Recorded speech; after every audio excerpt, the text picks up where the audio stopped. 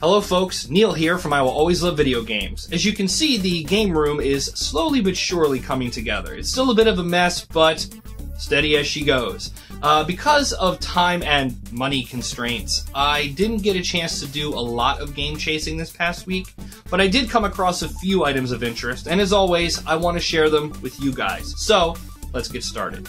First, I went upstate, came across a store that had some classic Game Boy games, which I love, and I grabbed Game & Watch Gallery, Game & Watch Gallery 2, and the incredible Crash Test Dummies. All three of these were $2 a piece. Not too bad.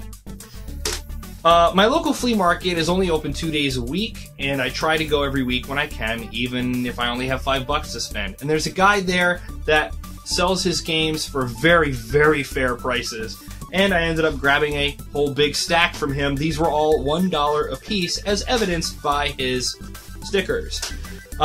First off, Resident Evil 4 for the PlayStation 2, Black Label. I had this game before, I traded it away, I regretted it, and now I'm glad to have a copy again. And I know the Resident Evil community is torn on this game. Some love it, and some say this is where the action, Michael Bay, bang bang explosion, Resident Evil started. I disagree. I think that this game was the perfect mix of horror and action, and I'm glad to have it in my collection again.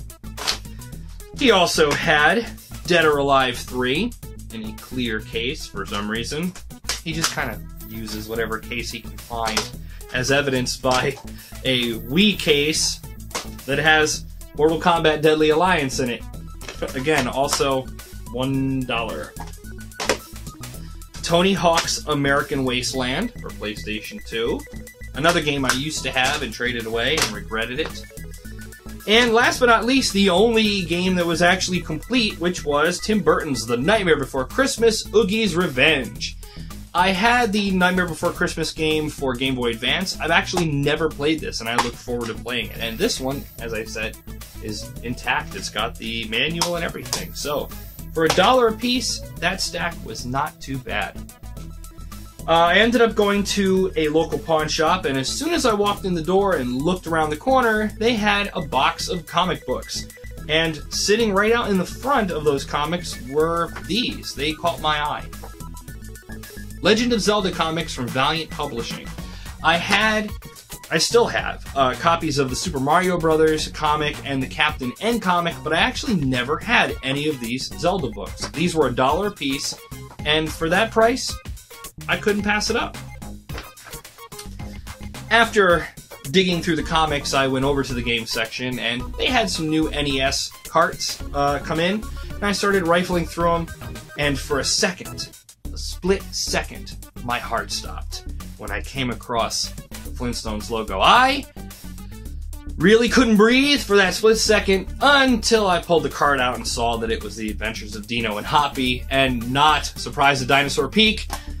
But I assure you, for that 1 second, it was intense.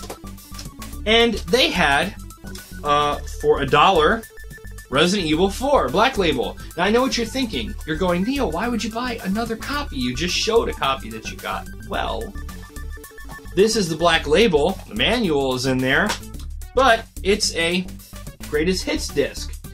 Now, it's the same game, which is great, but when you combine this for $1 with this for $1, I have the complete Black Label set now, and I've got a greatest hits that I can trade away or sell or hold on to as a backup. So it's wonderful how that works out. You come across a case for a game, maybe it doesn't have that game in it, and sometimes buy the case anyway, because you never know. You'll go into a whole other store and find the game that you need.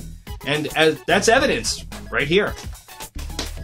Last but not least, I went to a Goodwill and came across a game that I'd heard of but never played, and that is Dragon's Lair 3D. I owned this game.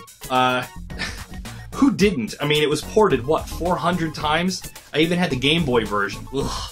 I played the original, never played Dragon's Lair 3D, and it was actually brand new. This is my fault. It tore off when I pulled off the plastic. I know. But this was $3. So for $3, even if it's really bad, at least I'll have a chuckle playing it for $3.